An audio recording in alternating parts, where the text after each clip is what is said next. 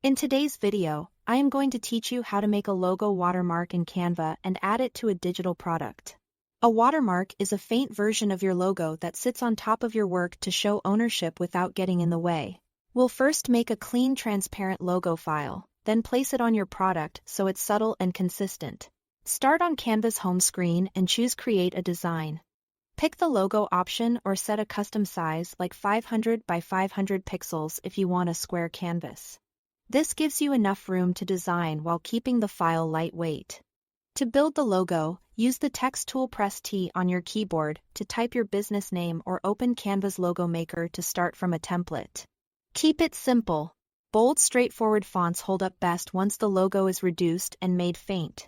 Avoid super thin scripts that disappear at low opacity. Center things visually, keep spacing even, and aim for a single color so the watermark blends easily.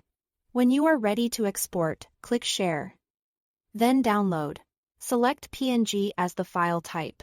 Check Transparent Background, which removes any white box around your logo. This option requires Canva Pro. Click Download to save the file. You now have a crisp, transparent PNG ready to use as a watermark. Open the design for your digital product. This could be a worksheet, an ebook page, or a mock-up. On the left sidebar, go to the Uploads tab and choose Upload Files. Select the PNG you just saved. Once it appears in Uploads, click it to place it on your canvas. Resize by dragging the corner handles so the logo stays proportional. Position it where it supports the design without blocking key content. Corners and margins often work well. To make it a true watermark, select the logo and click the transparency icon.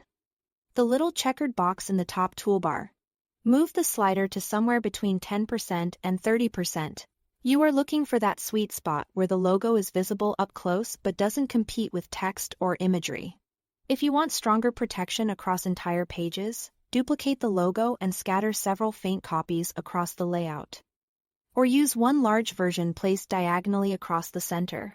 Keep the transparency in that same subtle range so the page remains readable while the branding is unmistakable. Export your product as usual, and your watermark will be baked in. That's it. Thanks for watching.